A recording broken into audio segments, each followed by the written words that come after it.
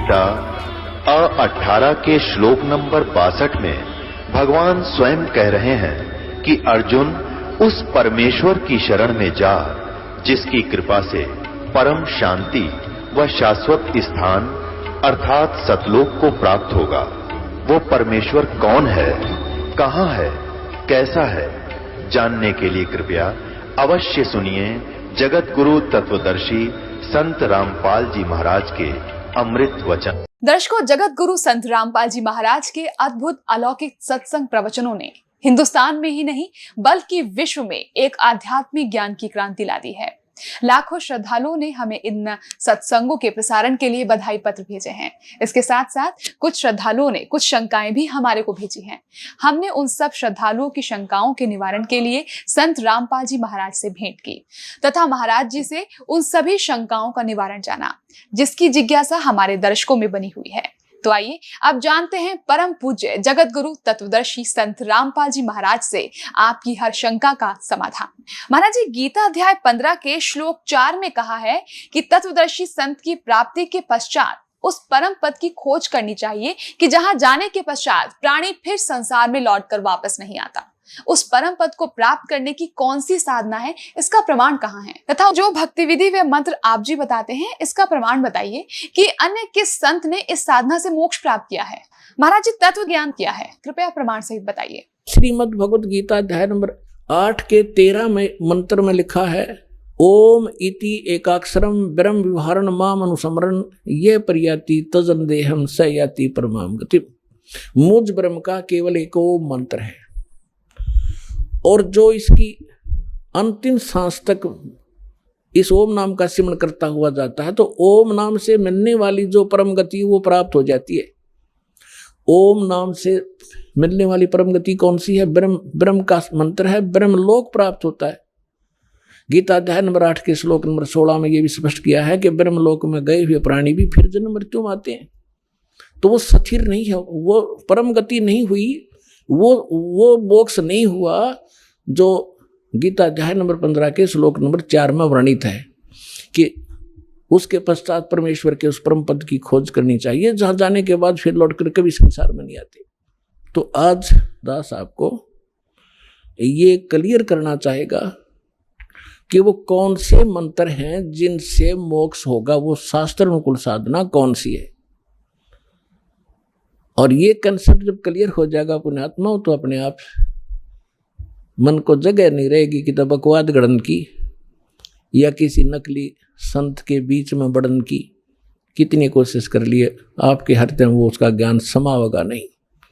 फिर आप भक्त बनोगे, फिर आप मोक्ष प्राप्ति करोगे, क्योंकि रास्ते में हमारे कोई काल के दूत दिशा चेंज कर देते थे। हम ठीक मार्ग पर चलाए भगवान ने, फिर दिशा बदल दी उन लोगों ने, हम धक्के खाते फिर रहे आज तक। तो दास ऐसा ज्ञान देगा उस गॉड गिवन ज्ञान कबीर भगवान का कि आपके सामने ब्रह्मा विष्णु महेश आ जाएंगे, उनको फेल कर दोगे आप।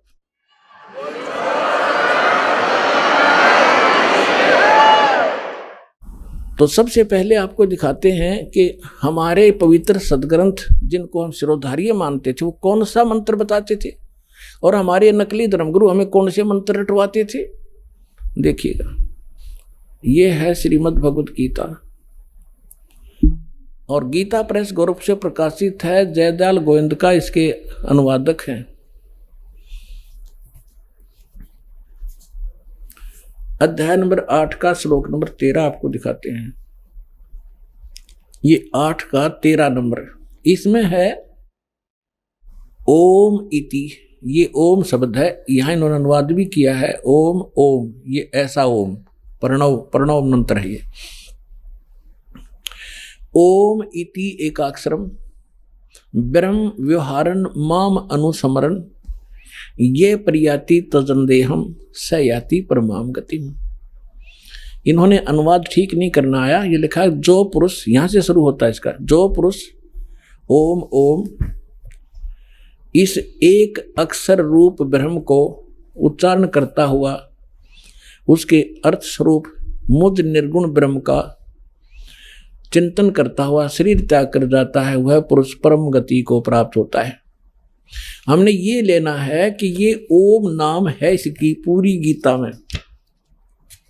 पूरी श्रीमद् भगवत गीता में और कोई मंत्र नहीं है जाप करने का, केवल एक ओम मंत्र है। ये है ब्रह्म का, ये कहता है मुझ ब्रह्म का। ओम इति एकाक्षरम ब्रह्म व्यवहारन माम अनुस्मरन् ये प्रयाति तजम देहम स याति परमाम गतिम। ये ब्रह्म बोल रहा है श्री कृष्ण में प्रवेश करके अपने सत्र का ज्ञान तो सही बता रहा है, लेकिन हम भ्रमित थे कि श्री कृष्ण जी बोल रहे हैं। श्री कृष्ण जी को तो पता ही नहीं मैंने गीता में बोला क्या था।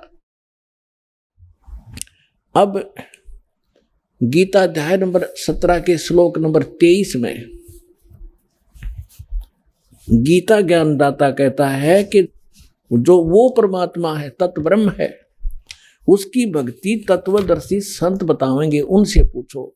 और उसका संकेत दिया है ओनली, देखिएगा गीता अध्याय नंबर 17 का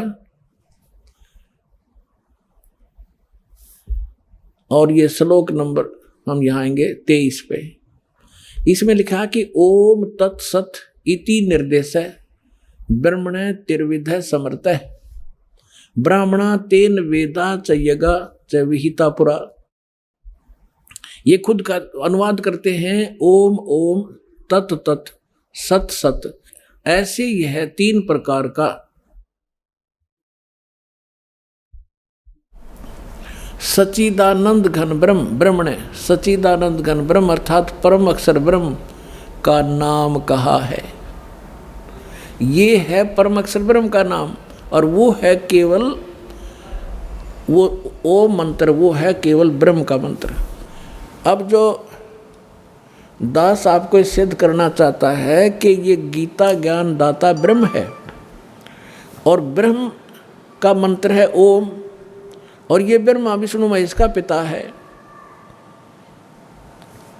और ओम नाम आज तक ये ऋषि महर्षि और दुर्गा इस ओम तक के मंत्र को ही महत्व देते रहे। इनको वो ओम तत्सत मंत्र का ज्ञान नहीं था जिसे मोक्ष होना है। अब ये तो आपको दिखाया श्रीमद् भगवत गीता में। इससे आपको साथ साथ ये भी क्लियर होगा कि दास जो कह रहा है कि वही वेदों वाला ज्ञान श्रीमद् भगवत गीता में है, लेकिन इनमें इनकम्प्लीट नॉलेज है, कंप्लीट नहीं है, लेकिन गलत नहीं है। और जो पुराण हैं, उपनिषद हैं, वो ज्ञान यदि इन दोनों शास्त्रों से मेल नहीं खाता है तो वो नकली है, झूठा है, वो शास्त्र विरुद्ध ज्ञान है। जैसे राधे राधे श्याम मिला दे, हरे कृष्ण हरे राम, ओम नमः शिवाय, ओम भगवते वासुदेव नमः, हरे एम नमः, हरेम रम, इस तरह की जो ना ऊट पटांग से जो मंत्र इन्होंने जाप करने के लिए हमें दे रखे हैं, ये शास्त्र विरुद्ध है। ये मंत्र नहीं है मोक्ष के। ये मंत्र जो दास आपको बता रहा है, जैसे आपको प्रथम मंत्र दिया जाता है जिसमें सभी कमलों में बैठे ये प्रधान, क्योंकि हम इस शरीर में आके फंस गए और ये ब्रह्मांड समझो, एक पिंड समझो, एक अंड समझो, ये एक ही है।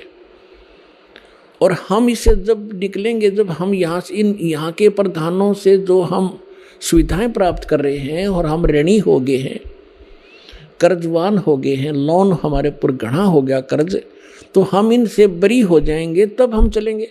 तो वो मंत्र भी उस सूक्ष्म वेद के अंदर, तत्व ज्ञान के अंदर वो मंत्र कंप्लीट लिखा हुआ है जो दास आपको देता है। उसके बाद फिर मंत्र है वो सतनाम। ये सतनाम मंत्र भी परमात्मा की वाणी में उस सूक्ष्म वेद में लिखा है, और जिन महापुरुषों ने परमात्मा पाया उन्होंने यही नाम जाप करा। लेकिन सार नाम की छींट भगवान ने लागण नहीं दी, और सार नाम दास भी आपको सार्वजनिक टीवी पर नहीं करेगा, और सतनाम तक आपको संकेत जरूर दूंगा ताकि आपको दृढ़ता आवे कि सचमुच ये है वो सतनाम जो आज तक ढोल पीटा करते, सतनाम सतनाम कराया करते, और इनको सतनाम का कख भी नहीं पता था। सतनाम है क्या चीज़, जो ठेका ले रहे थे सतनाम का, खास कर ये राधा स्वामी पंथ वाले, इनको खुद नहीं मालूम सतनाम सतलोक है, सचखंड है के सांग है। यो तो पुण्यात्मा धीरे धीरे आपको पूरा कोर्स कराया जाएगा। नए बच्चे आते हैं, ये सामूहिक शिक्षा स्थल है। इसमें प्रथम कक्षा के बालक भी आते हैं, इसमें दूसरी कक्षा के भी हैं, इसमें 10वीं वाले भी हैं, इसमें PhD वाले भी हैं और MA B.Ed वाले, BSc वाले भी हैं। तो उन सबके सत्र का थोड़ा थोड़ा ज्ञान इसमें सामूहिक बताया जाता है। तो जिसके जो सत्र का होगा उसको उतना ही ग्रहण हो जाएगा। अब आपको दिखाते हैं यजुर्वेद अध्याय नंबर 40 के मंत्र नंबर 15 को। इसमें भी यही कहा है, देखिएगा। और इसके अनुवादक है महर्षि दयानंद, प्रकाशक है सार्वदेशिक कार्य प्रतिनिधि सभा 2/5 महर्षि दयानंद भवन, रामलीला मैदान, नई दिल्ली से। और ये यहां से छपा है, Prince Offset Printers 1510 Pataudi House, Daryaganj, New Delhi से। अब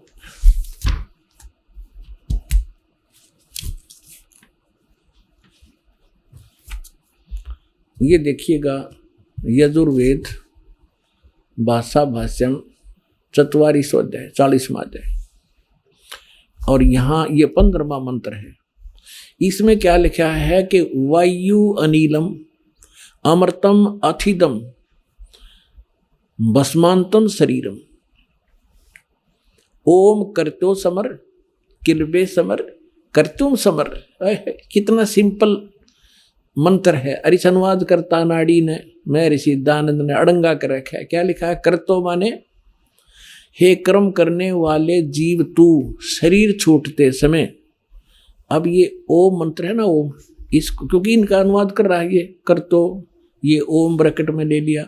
अब इसने आगे ये नहीं लिखा कि ओम नाम को स्मरण कर, क्योंकि ये खुद अज्ञानी था, अनुवाद भी अड़ंगा कर दिया। यहां लिखना था ओम ओम, जैसे श्रीमद् भगवत गीता के अनुवादकर्ताओं ने ओम को प्रणव लिखा है, ऐसे लिखना था जो इस ओम का जाप कर। और इसने क्या कर दिया देखिए, बालक भी समझ ले इसको। इसने लिखा कि कर्तो माने हे कर्म करने वाले जीव तू शरीर छूटते समय ओम, इस नाम वाच्य ईश्वर को स्मरण कर, ना कि ओम को स्मरण नहीं कर। है ना अज्ञान इसका। यहां लिखना था इस ओम को स्मरण कर। किलबे माने अपने सामर्थ्य के लिए परमात्मा और अपने रूप का स्मरण कर। कर्तव्य माने अपने किए स्मरण, अपने किए का स्मरण कर। इसका संस्कार वायु धनंजय, वायु अनिलम कारण रूप वायु को, कारण रूप वायु अविनाशी कारण को धारण करता। इसके अनंतर यह शरीर नष्ट होने वाला सुखादि का आश्रय शरीर अंत में भस्म होने वाला है सातुदान। ये कोई है सिर पैर इसका? है कोई अनुवाद इसका? इसका शर्म दर्द हो जाए अनुवाद न पढ़ के आदमी। क्या निष्कर्ष दिया इसने? इसका सीधा सा अर्थ है वायु अनिलम भस्मातम शरीरम, अथिदम भस्मांतम शरीरम। और ओम करतो समर, करतो माने काम करते करते ओम का सिमरण कर। और किलबे माने कलबलाहट के साथ, विशेष कसक के साथ, विशेष तड़फ के साथ भगवान का सिमरण कर इस नाम का। और कर्तुम माने अपना मूल उद्देश्य जानकर मनुष्य जीवन का काम ही भक्ति करना है। इस उद्देश्य को से परिचित होकर ओम नाम का जाप कर। और जब शरीर छोड़कर जाएगा, तेरा जो प्राण है, वायु माने प्राण जीव, तेरा जो जीव है, जब तू शरीर छूटेगा तेरा, उस समय इस ओम नाम के जाप से जितना अमृतो, जो परम गति तेरी होनी है, इस तक होएगी। और यही श्रीमद् भगवत गीता अध्याय नंबर 8 के श्लोक नंबर 13 में गीता ज्ञानदाता कहता, ओम इति एकाक्षरम ब्रह्म विवरण माम अनुसमरण ये प्रयाति तजन देहम सयाति परमाम गति। मुझ ब्रह्म का केवल एक मंत्र है। अब इन दोनों सदग्रंथों से मिलकर इसका निष्कर्ष सही निकलेगा। और तीसरा परमात्मा वाला ज्ञान तो सारा अंधेरा हटावेगा, उसको हम बाद में छेड़ेंगे। तो पहले आप जिन सदग्रंथों पर आधारित हैं इन्हीं में प्रमाणित किया जाए, ताकि आपकी बुद्धि आगे कैच करने योग्य हो कि आगे भी जो बोलेगा दास सारी सच्ची होंगी। अब इन दोनों सदग्रंथों से, पवित्र वेद और पवित्र गीता से ये सिद्ध हो गया कि दोनों एक ही जैसा ज्ञान रखते हैं। अब इसमें थोड़ा सा 40वें अध्याय का 10वां मंत्र और दिखाता हूं आपको। ये देखिएगा, ये 40वें अध्याय का और ये मंत्र है 10वां। इसमें क्या लिखा है?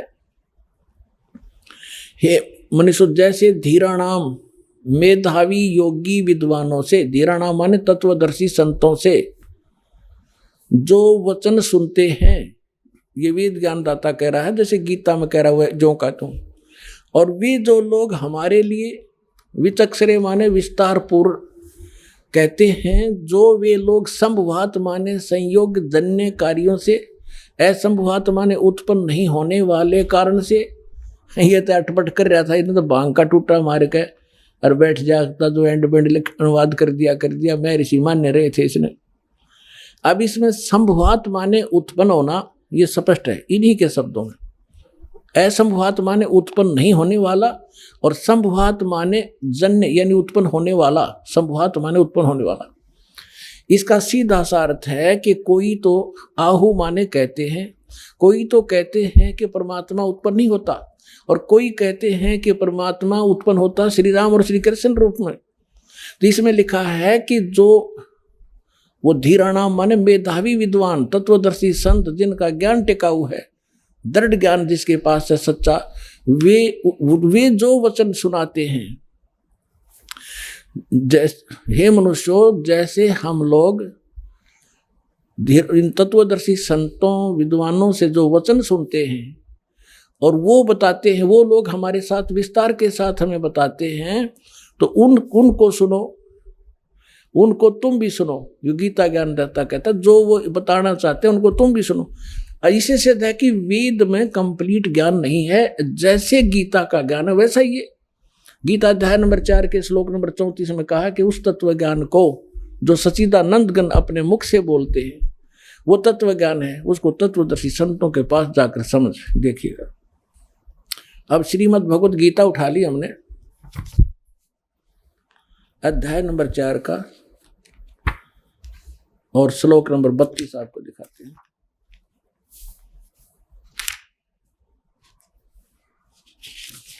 ये देखिएगा, गीता अध्याय नंबर 4 का ये श्लोक नंबर 32 है। इसमें इन्होंने यहां गड़बड़ कर दी। इसमें एक ब्रह्मणे शब्द है, ब्रह्मणे मुखे। इन्होंने अनुवाद किया कि इस प्रकार और भी बहुत तरह के यज्ञ माने यज्ञ यानी धार्मिक अनुष्ठान, इन्होंने ब्रह्मणे का अर्थ कर दिया वेद की वाणी में, मुखे माने वाणी में। यहाँ लिखना था सच्चिदानंद घन ब्रह्म परम अक्षर ब्रह्म ने जो अपने मुख कमल से बोली वाणी उसमें। अब ये ब्रह्म जहाँ ये विचलित हो गए वहाँ अनर्थ कर डाले इन्होंने, ब्रह्मणे का अर्थ यहाँ वेद लिख दिया। और यहाँ देखना 17वें अध्याय का भी आपने पढ़ा था, 17वें अध्याय का जो 23वें श्लोक में ये ब्रह्मणे शब्द है, यहाँ विचलित नहीं हुए। ये 17वें अध्याय का गीता श्रीमद् भगवत गीता का ये 23वां श्लोक है। इसमें है ओम तत्सत निर्देश है ब्रह्मणे, ये ब्रह्मणे शब्द है, उसमें भी है त्रिविध समर्थ है। इसमें इन्होंने सही किया कि ओम ओम तत् सत सत, ऐसे ही 3 प्रकार का ब्रह्मणे माने सच्चिदानंद घन ब्रह्म यानी परम अक्षर ब्रह्म का नाम कहा है। ये परम अक्षर ब्रह्म सच्चिदानंद घन ब्रह्म यानी ब्रह्म से अन्य कोई ब्रह्म है। तो यहाँ इन्होंने ब्रह्मणे का अर्थ वेद की वाणी कर दिया। अब चौथे अध्याय का 32 में फिर आगे यहां लिखा है कि इस प्रकार और भी बहुत तरह के यज्ञ माने धार्मिक अनुष्ठान, सच्चिदानंद घन ब्रह्म की वाणी, मुखे माने उसने अपने मुख कमल से बोली उस वाणी में विस्तार से कहे गए हैं। उन सब को तू कर्म जान, यानी काम करते करते हठ योग से नहीं। जैसे अभी आपने यजुर्वेद अध्याय नंबर 40 के मंत्र 15 में पढ़ा, ओम कर्तु समर किलबे समर और कर्तुम समर। सूक्ष्म वेद में लिखा है नाम बैठत नाम उठत नाम सोवत जागवे, नाम खाते नाम पीते नाम सेती लागवे। यानी काम करते करते सिमरण कर, चलते फिरते सिमरण कर, भगवान को भूलना मत। जब भी समय मिले उसी समय उसको याद कर। गीता अध्याय नंबर 8 के श्लोक नंबर 5 और 7 में गीता ज्ञानदाता भी कहता है कि अर्जुन यदि मेरी भक्ति करनी है तो युद्ध भी कर और मेरा सिमरण भी कर। यानी युद्ध से कठिन काम नहीं होता, उसमें भी सिमरण करना। और ये हठ योग और जंगल में जा बैठना, खड़े होकर तप करना, ये कहाँ से लाए? ये शास्त्र विरुद्ध साधना थी। अब इसमें क्या लिखा है कि वो जो ज्ञान है, जो सच्चिदानंद घन ब्रह्म अपने मुख कमल से जो वाणी बोलता है, कबीर वाणी, उसमें विस्तार से कही गई है, वो तत्व ज्ञान है। अब चौथे अध्याय के 34वें श्लोक में देखो। अब 34वें श्लोक में क्या कहा है कि जो ज्ञान, उस ज्ञान को जो सच्चिदानंद घन ब्रह्म अपने मुख से बोलते हैं, उस वाणी को, उस तत्व ज्ञान को, उस ज्ञान को तू तत्वदर्शी ज्ञानियों के पास जाकर समझ। यानी गीता में ज्ञान नहीं है वो, और उनको भली भांति दंडोत प्रणाम करने से, उनकी सेवा करने से, कपट छोड़कर सरलता पूर्वक प्रश्न करने से वे परमात्म तत्व को भली भांति जानने वाले, यानी गीता ज्ञानदाता सैन्य कोई परमात्म तत्व है। परमात्म तत्व को भली भांति जानने वाले तत्वदर्शी संत, यानी तत्वदर्शी संत, तत्वदर्शी न, वो ज्ञानी महात्मा तुझे तत्व ज्ञान का उपदेश करेंगे। इति सिद्धम के गीता के अंदर वो तत्व ज्ञान नहीं है। और ये ओम नाम ब्रह्म का है। ओम के जाप से क्या उपलब्धि होती है, कौन सी परम गति होती है? अभी इसके साथ साथ ये भी निष्कर्ष निकालेंगे कि ब्रह्मा विष्णु ये महेश ये भगवान नहीं है, ये ईश नहीं है। हमारे सदग्रंथों में लिखा, देखिएगा, ये शिव महापुराण, इसमें संस्कृत भी साथ है। प्रथम भाग ये कहां से छपा है? श्री शिव महापुराण विद्यावृद्धि पंडित ज्वाला प्रसाद जी मिश्रकृत, हिंदी टीका सहित, खेमरा श्री कृष्णदास प्रकाशन, मुंबई। अब आपको थोड़ा वर्बली समझाता हूं कि एक बार श्री ब्रह्मा जी विष्णु जी के पास चले गए और इन ऋषि महर्षियों ने जो साधनाएं की, हठ योग किए, समाधिस्थ हुए, ये काल भगवान जो इन ब्रह्मा विष्णु महेश का पिता है, इसने प्रतिज्ञा कर रखी है कि मैं अपने ओरिजिनल काल रूप में कभी किसी के समक्ष नहीं आऊंगा। तो ये क्या करता है, जो ये ऋषि लोग समाधि लगाया करते, हठ योगी ने सीख रखा था, डले डौन की आदत थी, तो किसी को ब्रह्मा जी के रूप में दर्शन दे देता।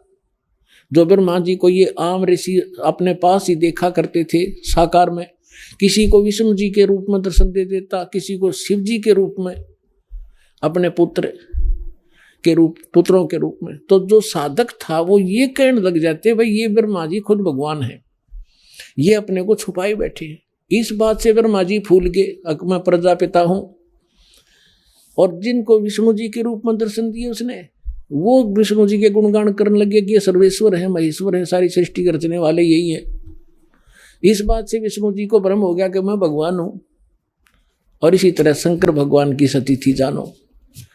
अब एक दिन ब्रह्मा जी चले गए विष्णु जी के पास। विष्णु जी अपने सारे नौकर नाकरों के पास आराम से लेटा था। यहाँ तो मान बढ़ाई भी तो बहुत बुरी है ना।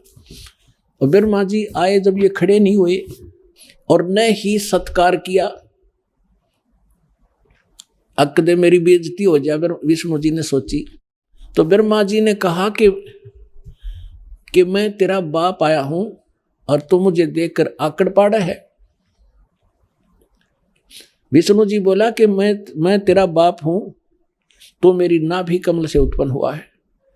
ब्रह्मा जी कहने लगे कि नहीं, सारा संसार मेरे से उत्पन्न हुआ है और मैं सर्वेश्वर हूं, सबका उत्पन्न करता हूं। इस बात पर दोनों का झगड़ा हो गया। फिर ये काल ने इनके बीच में एक लिंग खड़ा कर दिया, तेजों में स्तंभ, बहुत लंबा चौड़ा। ये झगड़ा भूल गए, उसका और छोर खोजन लगे। ये पुराण में लिखा है, विष्णु पुराण। फिर वो खुद आ गया अपने पुत्र शिव जी का रूप बना के, और फिर लग गया इनको ज्ञान देने कि तुम भगवान नहीं हो, अपने आप को भगवान मान बैठे। ये देखिएगा, अब हम इस पुस्तक से आपको क्लियर करेंगे। श्री शिव महापुराण विद्यावृद्धि पंडित ज्वाला प्रसाद जी मिश्रकृत हिंदी टीका सहित, खेमरा श्री कृष्णदास प्रकाशन मुंबई। इसके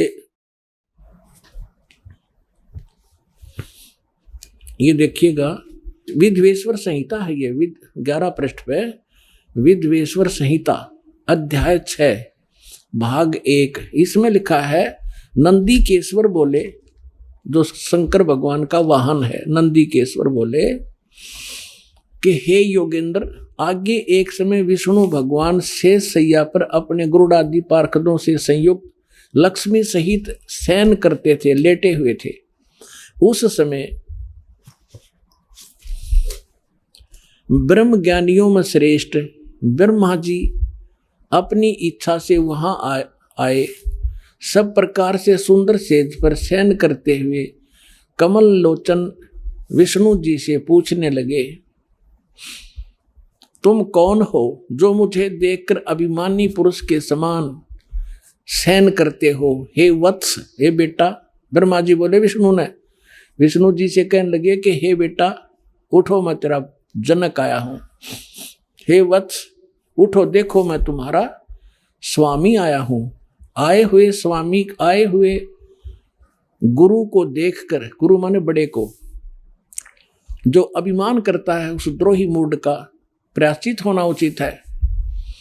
यह सुनकर विष्णु जी के अंतर में तक क्रोध हुआ, अंदर तक घना गुस्सा हुआ, पर ऊपर तक शांत, लोग दिखावा शांत रहा, बाहर से शांत रहे और बोले कि वत्स, ए बेटा तुम्हारा मंगल हो, बैठो, इस आसन पर विराजो।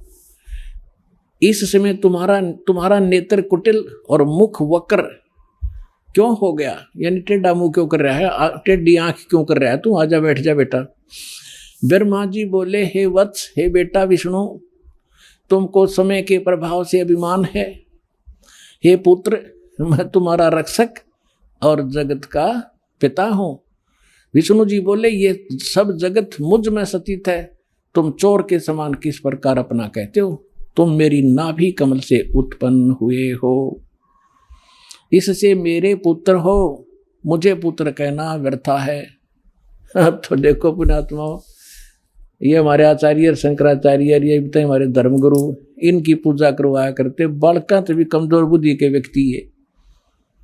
एक 4ठी कक्षा के बच्चे लड़ा कर आपस में, और फिर टीचर उनसे पूछता है क्यों झगड़ रहे थे, इधर आओ।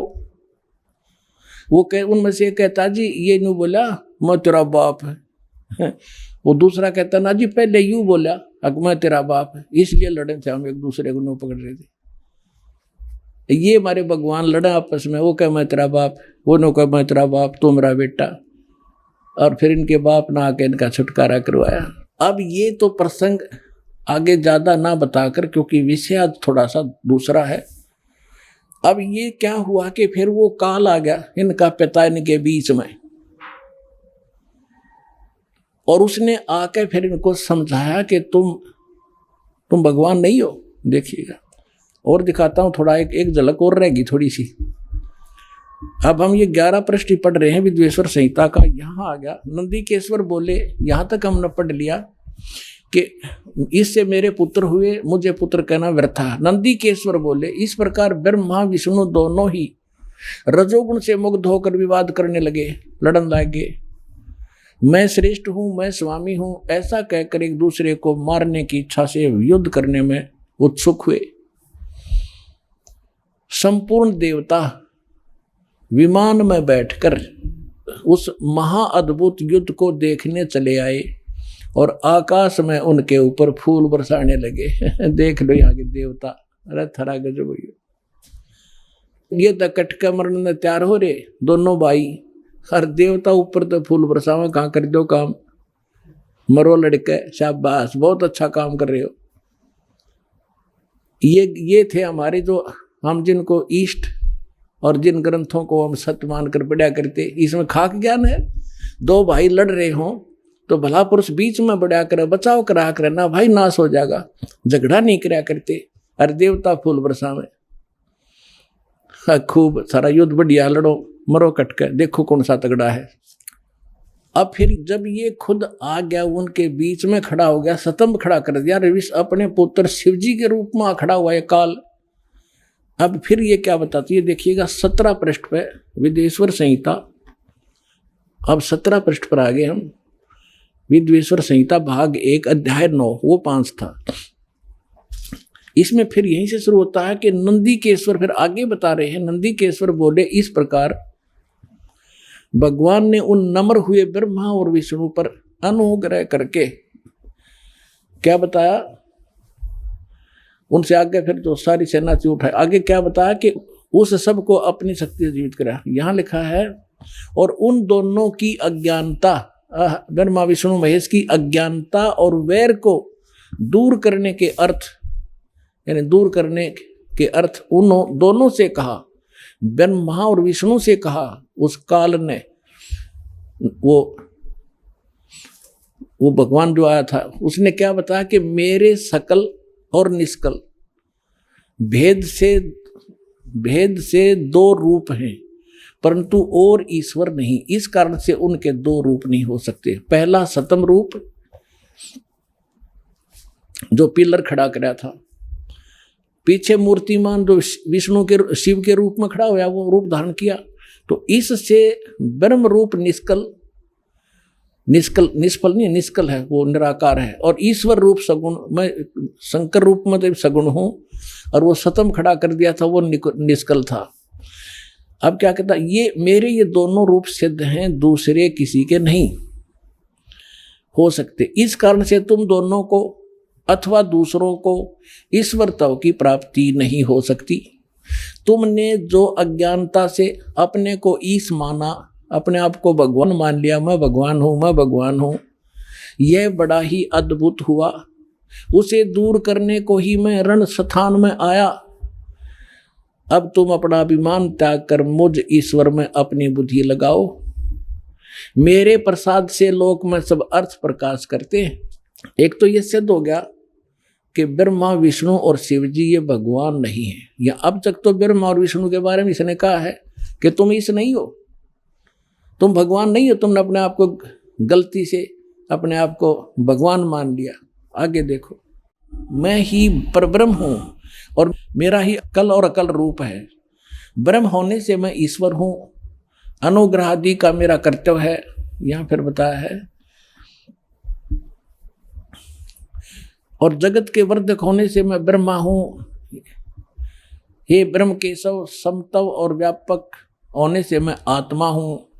मैं इस सब का ईश हूं, मैं सब का ईश हूं, ये सब मेरा है और तुम भगवान नहीं हो। तुमने जो अज्ञानता से अपने को ईश माना, ये बड़ा ही अद्भुत हुआ। इसके दूर करने के अर्थ करने को ही मैं रण स्थान में आया। अब यहां कह रहा है कि मैं इस सब का ईश्वर हूं और ये सब मेरा है, मेरे सिवाय किसी दूसरे का नहीं है। प्रथम तो ब्रह्म तो ज्ञान से के निमित्त निष्कल ब्रह्म का प्रादुर्भाव हुआ, यानी इसने खंभा खड़ा किया। फिर इसमें मैं ज्ञात स्वरूप हूं और पीछे प्रगट दर्शन देने के निमित्त साक्षात ईश्वर तो तत्क्षण में सगुण रूप हुआ हूं। अब मैं तेरे सामने खड़ा हूं। अब यहां देखिए पुण्यात्माओं, अब ये इनको समझा रहा है ब्रह्मा विष्णु महेश। ब्रह्मा और विष्णु फिर इससे प्रश्न करते हैं, ज्ञान सुना है, फिर ये क्या बतावा है देखना। ये क्या कहता है ब्रह्मा और विष्णु को, हे पुत्रो, यह कृत आपने तप से प्राप्त किए हैं। ब्रह्मा और विष्णु ने जो कृत यानी जो पोस्ट प्राप्त की है, ब्रह्मा की पदवी, विष्णु शिव की पदवी, तुमने तपस्या करी और फिर मैंने खुश होकर तुम्हें ब्रह्मा के पद पर बना बिठा दिया, इसको विष्णु पद बना दे दिया। ये देखिए, हे पुत्रो, यह कृत यानी जैसे उत्पत्ति और सतीथि का ये कृत आपने तब से प्राप्त किए हैं जो कि सृष्टि, उत्पत्ति और पालन कहता है। सो मैंने प्रसन्न होकर तुम्हें दिए हैं। इसी प्रकार दूसरे 2 कृत रुद्र और महेश्वर को प्रदान किए हैं। अब 2 तो ये ब्रह्मा विष्णु महेश, ब्रह्मा और विष्णु हो गए 2 पुत्र, और 2 ये बता दिया रुद्र और महेश, इनको भी कहते, ये भी 4 हो गए। और बोलनी आयु 5वां है। अब दास ये सिद्ध करना चाहता था कि ये जो ब्रह्मा विष्णु महेश का जो पिता है ये कहता है तुम भगवान नहीं हो, मैं भगवान हूं। और सूक्ष्म वेद में ये कहा है, ये मुल्ला माया मग में बैठी हंसा चुन चुन खाई, ये ज्योत स्वरूपी कहे निरंजन में ही करता भाई, एक न करता दो ना करता नौ ठहराए भाई, दसवां भी धुंधर में मिल जा सत कबीर दुहाई। अब क्या बताया है कि ये तो कह रहा तुम भगवान नहीं हो, मैं करता हूं। और सूक्ष्म वेद में कहा है कि निरंजन निश्चय भया, उसको करता मत जान, वो मालिक नहीं है। लेकिन इन में यू अपने आप को ये भगवान सिद्ध करा और कह रहा कि तुम भगवान नहीं हो। हम तो इस ब्रह्म नबी छोड़ विष्णु और शंकर को भगवान मान रहे थे, और ये इनको रिजेक्ट करा। हमारे पुराण ही बता रहे हैं कि ये भगवान नहीं है। अब जो प्रश्न इसमें हम सिद्ध करना चाहो दास, क्योंकि आज का जो विषय है कि वो साधना कौन सी है जिससे मोक्ष होगा, और किस किस ने प्राप्त हुआ, और कहाँ प्रमाण है, इतनी सी बात है। फिर सारा सुलझ जाएगी कहानी। तो अब जो दास सिद्ध कर रहा है कि हमारे आज तक के जितने एथेंटिक सदग्रंथ है, और उन्हीं में से कुछ अंश इन्होंने अपना अनुभव पुराणों में लिखा है, तो पुराण भी साथ लेंगे हम कि उन पुराणों में भी हमारे सदग्रंथों का विवरण है और उसमें भी वर्णित है, तो उसे भी सहयोग मिलेगा अपने को। इसमें क्या सहयोग मिला कि एक तो ब्रह्मा विष्णु महेश भगवान नहीं, इनका पिता इनसे पांचवा न्यारा है, और ये परमात्मा नहीं है, ये भगवान नहीं है, ये मालिक नहीं है। फिर ये ओम मंत्र है किसका, ये देखिएगा। यहां अब हम आगे 19 पृष्ठ पे विद्वेश्वर संहिता शिव महापुराण और विद्वेश्वर संहिता भाग 1 अध्याय 10 में आगे हम यहां से शुरू करते हैं। इस कारण उस ज्ञान की सिद्धि के निमित्त ओंकार नामक मंत्र जप करो। ब्रह्मा विष्णु महेश को कह रहा है कि तुम ये ओम नाम का जाप करो, यह अभिमान दूर करने वाला है, और सोई निज मंत्र उपदेश करते हैं।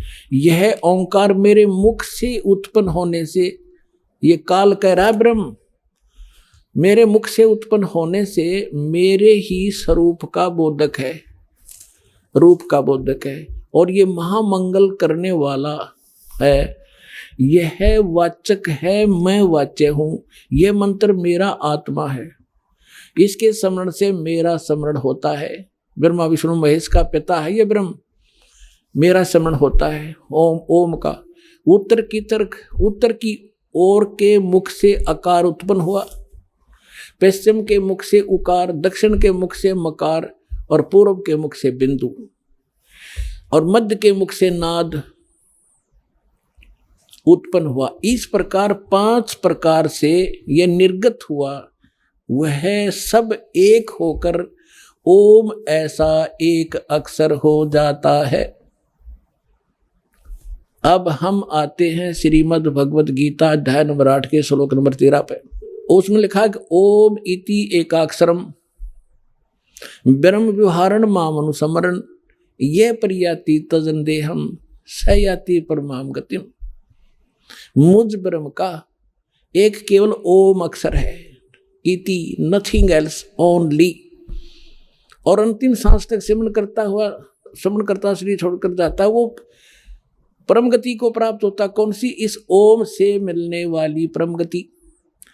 अब यहां सिद्ध हो गया कि ये खुद कहता है कि इन सब से मिलकर अकार उकार मकार बिंदु से मिलकर ये एक ओम अक्षर हो गया, सिद्ध हुआ। और ये गीता में लिखा कि ओम इति एक अक्षरम, ये ओम एक अक्षर माम ब्रह्म मुझ ब्रह्म का है, और ये खुद कहता है मेरा ये एक मंत्र है और मेरे ही बोधक है, मेरा ही जाप करने का है।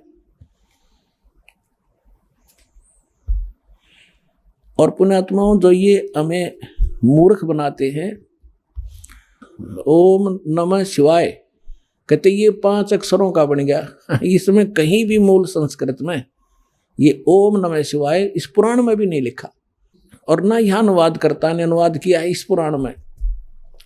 गीता प्रेस गोरखपुर से अनुवादित एक सचित्र मोटा टाइप शिव पुराण में अनुवादकर्ता ने अलग राइटिंग में लिखा है ओम नमः शिवाय शिवाय यू है 5 मंत्र का, और इसमें सब लिखा है अकार मकार उकार बिंदु और नाद से मिलकर ये 500 से अब से एक होकर ओंकार मंत्र हुआ है।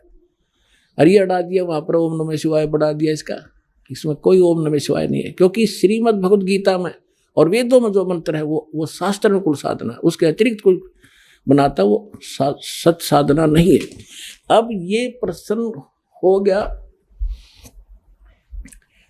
कि ब्रह्म का ओम नाम जाप है इस गीता ज्ञानदाता का, वेद ज्ञानदाता का, और ये ब्रह्मा विष्णु महेश का पिता है। ये है कौन? ये खुद कहता मैं ब्रह्म हूं। अब इसका निष्कर्ष श्री देवी भागवत करेगी। एक समय राजा हिमालय को स्वयं ये देवी परमात्मा के बारे में ज्ञान प्रचार कर रही थी, तो उसने क्या बताया है कि दुर्गा कितना नॉलेज रखती है। वो कहती है केवल एक ब्रह्म है, ब्रह्म की पूजा करो, और ओम उसका मंत्र है, ओम के जाप से ब्रह्म लोक प्राप्ति कर जाओगे, तुम्हारा कल्याण हो। आइए अब हम उन श्रद्धालुओं के अनुभव जानते हैं जो जगत गुरु तत्वदर्शी संत रामपाल जी महाराज जी से दीक्षा प्राप्त कर चुके हैं तथा उनके द्वारा बताए गए भक्ति मार्ग पर चल रहे हैं। बहन जी नमस्कार। सत साहिब। बहन जी क्या शुभ नाम है आप जी का? भारती। बहन जी कहाँ से आए आप? पुणे से। बहन जी क्या काम करते हैं आप? मेरी टैक्स की ऑफिस है, हम टैक्स का काम करते हैं। वहाँ मैं कुछ लीगल डॉक्यूमेंट्स बनाती हूँ और एडमिनिस्ट्रेशन देखती हूँ। बहन जी संत रामपाल जी महाराज की शरण में आने से पहले आप कौन सी भक्ति करते थे? मैं कृष्ण भगवान की भक्ति करती थी और माता जी की करती थी। तो जो कृष्ण भगवान जी की आप भक्ति करते थे या माता जी की आप भक्ति करते थे, उस भक्ति से आपको क्या लाभ मिलता था? पता नहीं, अभी कुछ खास जैसे हम भाव से कुछ कर रहे हैं और उसके रिटर्न्स ठीक तरीके से प्रसाद बोलिए या आशीर्वाद ऐसा कुछ मिल नहीं रहा था। बहन जी परम संत सतगुरु रामपाल जी महाराज की शरण में आप कैसे आए? मेरे हस्बैंड की ऑफिस है, वो चार्टर्ड अकाउंटेंट है, तो उसमें मैं कुछ लीगल डॉक्यूमेंट्स देखती थी। मैंने लॉ कर रखा है, जुडिशियरी में भी काम किया है, तो लीगल डॉक्यूमेंट्स देखती थी। तो एक कंपनी के डायरेक्टर थे, तो उनकी सिग्नेचर ज़रूरी थी लीगल डॉक्यूमेंट्स पे, और वो हो नहीं पाया। महीनों हो गए वो आए ही नहीं, और उनके ऑफिस से जवाब मिलता था कि पता नहीं कभी आएंगे वगैरह। तो ये सब उनकी एब्सेंसी का वजह क्या है, कहाँ गए हैं, तो ऐसे मालूम पड़ा कि कोई एक संत हैं हरियाणा में और वहाँ कुछ प्रॉब्लम है या कुछ है और वहाँ वो फंसे हुए हैं। उस हिसाब से फिर ऐसे कौन संत हैं कि महीनों ये पर्सन नहीं आ सकता और इतना जुड़ा क्यों हो सकता है वगैरह वगैरह। उस हिसाब से मैंने फिर वो जो थे वो आए कुछ दिनों के बाद, उनसे सीडीज़ ली और किताबें ली, और इस तरीके से मुझे गुरुजियों के ज्ञान की मालूमात हो गई और अच्छी तरह से सब समझ में भी आ गया। एक बात अच्छी तरह से, बहुत अच्छी तरह से समझ में आ गई कि अगर हम हिंदुओं के बारे में ही बात करें तो जैसे गीता जी है या फिर अपने पुराण हैं या कुल में या ख़ानदान में जो कहा जाता है ना, हमारे यहाँ ये उपासना चलती है, वो उपासना चलती है, वो सारा करते हुए भी हम ठीक तरीके से नहीं कर रहे हैं। और इन सारे देवताओं की, कोई भी देवता हो, आपके कुल में किसी भी देवता की उपासना चल रही हो, उनसे लाभ प्राप्ति के लिए जो चले आ रहे हैं रीति रिवाज, वो सही तरीका उनकी उपासना का नहीं है। ये बात अच्छी तरह से मेरे समझ में आने के बाद मैंने तुरंत गुरुजी से नाम ले लिया। बहन जी परम संत सतगुरु रामपाल जी महाराज से नाम उपदेश लेने के बाद आपको क्या लाभ मिला? एक तो दो चार बातें, हम जिसे कहते हैं ना स्ट्रीमलाइन होना, हम एक तो ये तरीका भी गलत है कि एक बात बहुत अच्छी तरह से लाभ का ऐसा बोल सकते हैं कि समझ, इंसान को इस बात की समझ होती ही नहीं है। या मुझे बेटा हो, या मैं परीक्षा में पास हो जाऊं, या मुझे नौकरी लग जाए, या मुझे प्रॉपर्टी बन जाए, इन सारी चीज़ों के लिए हम किसी मंदिर में जाके कुछ मन्नत मांग ले, फिर चढ़ावा चढ़ा दे। तो ये सारा एक तो होता नहीं, हुआ तो भी वो टेम्पररी होता है, और वो सही रास्ते की वजह न करने की वजह से हम डाइवर्ट हो जाते हैं। संत रामपाल जी महाराज के प्रवचनों से, या फिर वो जैसे सरलार्थ बोलेंगे वेदों का या गीता जी का जो सरलार्थ करते हैं, और उपासना मार्ग का वेदों में जो बताया गया है, या गरीबदास जी की वाणी में या कबीर साहब के वाणी में, उसका सरलार्थ करके हमें जो रास्ता समझाते हैं, वो समझ में आने के बाद ये सबसे बड़ा लाभ है इंसान के लाइफ में। इससे बड़ा लाभ नहीं हो सकता कि हमारी एक तो अपेक्षा, ये कोई मार्केट तो है नहीं, आप 25 पैसे डाल दो छोटा लाभ मिलेगा, 2500 रुपये और डाल दो और बड़ा लाभ मिलेगा, वो सब टेम्पररी होगा।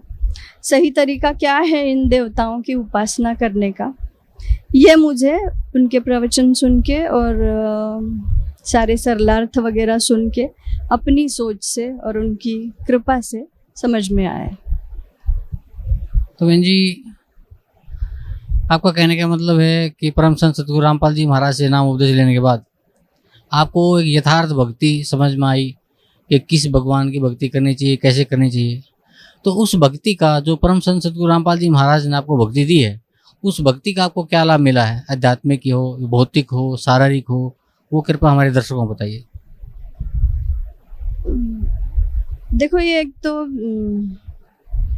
मैंने बताया ना आपको कि सही तरीके से हम किस तरीके की शारीरिक लाभ, भौतिक लाभ, ऐसा हम मेजर करके क्या क्या बता सकते हैं। मैंने बताया आपको कि जो चीज़ कहीं कुछ बढ़ रही है वो स्ट्रीमलाइन हो गई। मेरे लाइफ में भक्ति मार्ग क्या होगा वो फिक्स हो गया। वो किसी के कहने से, दबाव से, या समाज के कुछ लोग अच्छा बोल रहे हैं आपको, इस वजह से नहीं हुआ, खुद की समझ से हुआ, वो हो गया। और अब लाइफ चल रही है, अच्छी तरह से चल रही है। पहले थोड़ा सा डिस्टर्ब था। बहन जी, भक्त समाज को आप क्या संदेश देना चाहते हैं? पता नहीं संदेश देने का मुझे अधिकार भी है या किस तरीके से, लेकिन एक बात बहुत साफ है, बहुत साफ मतलब बहुत साफ, कि जो भी देवी देवता हैं परमेश्वर है, परमेश्वर है। आपको उनकी उपासना, भक्ति जिसे बोलते हैं, वो करनी पड़ेगी। और वो करने का सीधा रास्ता, जैसे कि ब्रह्मा विष्णु महेश की तो भक्ति हम नहीं करेंगे, नहीं करना चाहिए। गीता जी में हिंदू का बहुत माना गया, या एक अच्छी परसेंटेज, अच्छी तादाद में लोग गीता जी को पढ़ते हैं ना, उसका पाठ भी करते हैं। उसमें ही लिखा है ना कि रजगुण, तमगुण, सद्गुण, इन तीन की भक्ति करने वाला राक्षसी स्वभाव का, मनुष्यों में नीच और मूर्ख होता है। फिर उस हालत में भक्त समाज ने ये सोचना चाहिए कि वो अगर मूर्ख होता है तो फिर हम तो, अब सुशिक्षित समाज हो चाहे अनपढ़ हो, चाहे गरीब हो, अमीर हो, स्त्री हो, पुरुष हो, कोई भी ये नहीं चाहेगा कि मैं मनुष्यों में नीच हूँ, मैं राक्षसी स्वभाव वाला हूँ।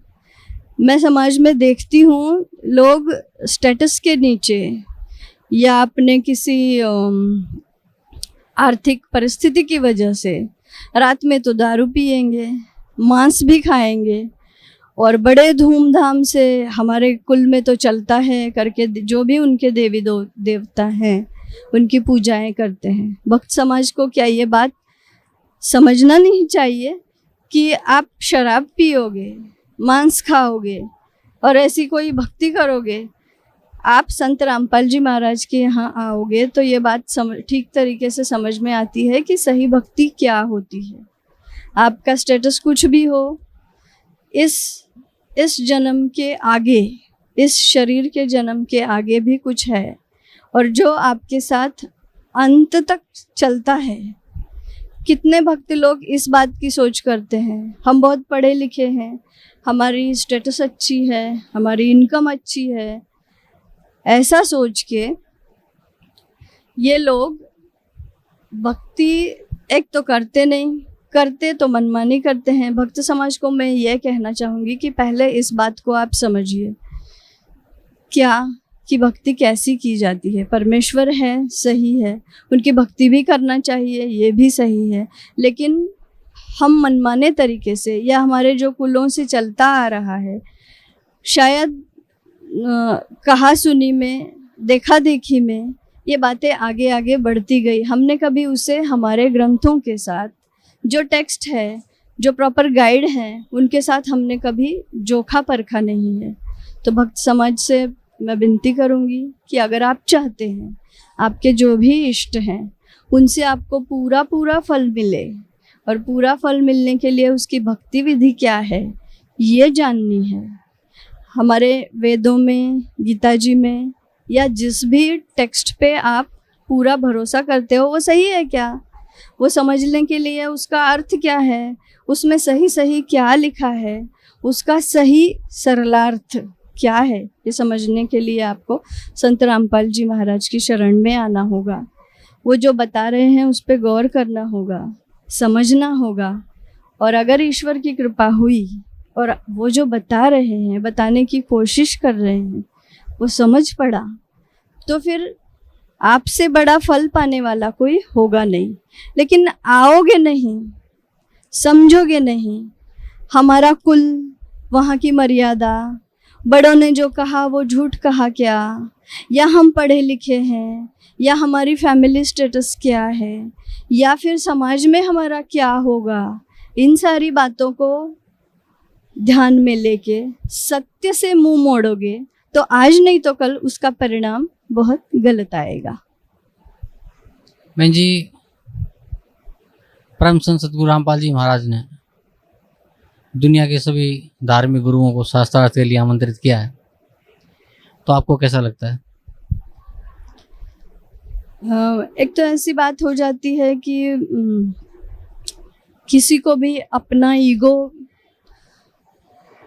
है, या फिर जिन्होंने संत रामपाल जी महाराज जो ज्ञान देते हैं उन्होंने काल ये कंसेप्ट को अगर समझा होगा, हम बोलेंगे कि एक बहुत बड़ा ऑब्स्ट्रक्शन है, आपकी मानसिक शारीरिक स्थिति अच्छी होने में एक बहुत बड़ा ऑब्स्ट्रक्शन आपके सामने ला रखा है।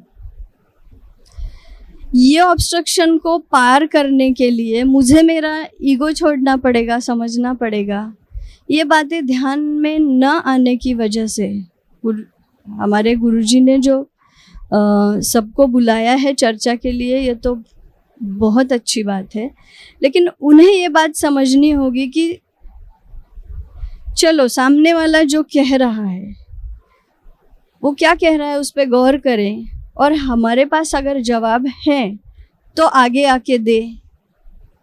इसलिए बहुत अच्छा लगता है कि उन्होंने जो एक तरीके से जिसे बोलेंगे कि चुनौती दी है कि मैंने जो सरलार्थ किया है, मैंने जो मतलब निकाला है वो सही है, ये मतलब निकाला गया नहीं है, इट्स द मीनिंग। और ये बात समझने के लिए उन्होंने बहुत धर्मों के लोगों को आमंत्रित किया है कि मैं जो कह रहा हूँ इससे परे अगर कुछ है, आपका कहना उससे परे है, क्योंकि बिहेवियर में या आप जो उपासना मार्ग चला रहे हो उसमें मैं जो बोल रहा हूँ उस तरीके से तो आप नहीं कर रहे हो। आपके धर्म ग्रंथों का या अपने धर्म ग्रंथों का, कोई भी हो, किसी भी धर्म ग्रंथ का एक्चुअल मीनिंग ये रहा और इस तरीके से हमने चलना है, और उस तरीके से तो आप सब लोग नहीं चल रहे हो, सीधी सी बात है। अब उन्होंने शास्त्रार्थ के लिए या चर्चा के लिए या आमंत्रित किया है, तो फिर ये उनका बड़प्पन नहीं होगा क्या कि या तो आके सिद्ध कर ले कि उनकी जो राह है वो सही है और हमारे गुरुजी जो बता रहे हैं वो ठीक नहीं है, सही नहीं है। उस हिसाब से ये एक बहुत अच्छी ही पहल है।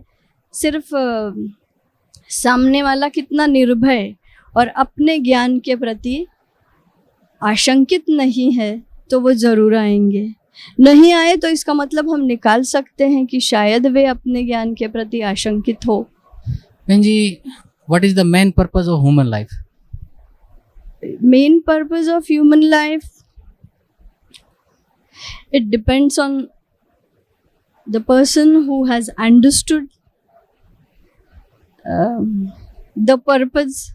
For them it is. Some people we see, they are keeping wrong purposes. Rightly, what should they do in their life? They should seek the ultimate freedom. So we can say कि ultimate freedom is the main purpose of human life. Freedom of Atma. How it is possible to every man fulfill his purpose? Okay, to fulfill the purpose, to come to Barwala, listen whatever my Malik is telling, follow that, and then fulfill the purpose of your life. Anything you want to say about the true worship of Sant Rampal Ji Maharaj?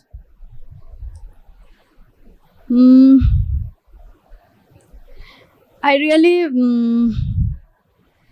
one chance means I'm seeking one chance from society to because I have seen while propagating this knowledge or discussing those things in the society, so I am telling ki they are not at all ready to listen. So I will request everybody, listen whatever he is telling. Once you understood, then nothing remains. Unless you listen, you will not understand anything, and the problem is nobody listens. But now time has come, there are innumerable people, because this question mark is always there, because you pray to the God in different ways, you are not bad in behavior, you are Hindi में जिसे बोलते हैं ना, बहुत सुचारू तरीके से रहते हैं, there are no malpractices observed, still the person is not getting the so-called benefits he is seeking.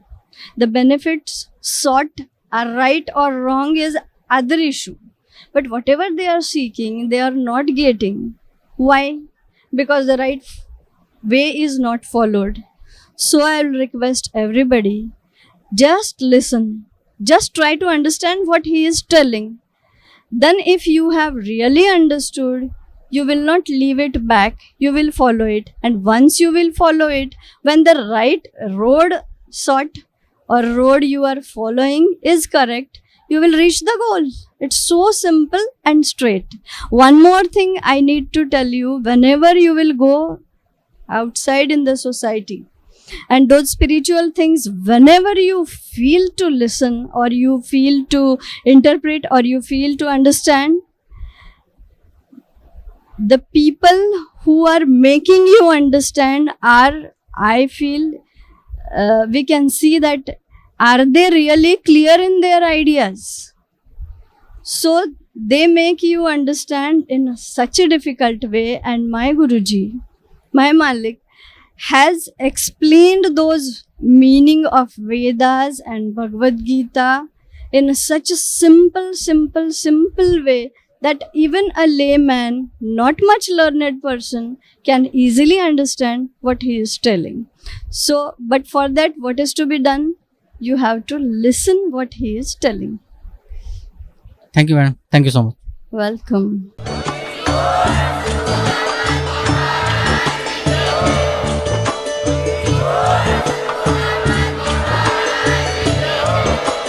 आप सुन रहे थे जगत गुरु तत्वदर्शी संत रामपाल जी महाराज जी के मंगल प्रवचन। अधिक जानकारी के लिए विजिट कीजिए हमारी वेबसाइट www.jagatgururampalji.org। संत रामपाल जी महाराज जी के शुभ आशीर्वाद से पूरे विश्व भर में 500 से भी ज्यादा नाम दीक्षा केंद्र हैं, जिन पर संत रामपाल जी महाराज जी द्वारा ऑनलाइन निशुल्क नाम दीक्षा दी जा रही है। अपने नजदीकी नाम दीक्षा केंद्र का पता करने के लिए संपर्क करें 8222880541।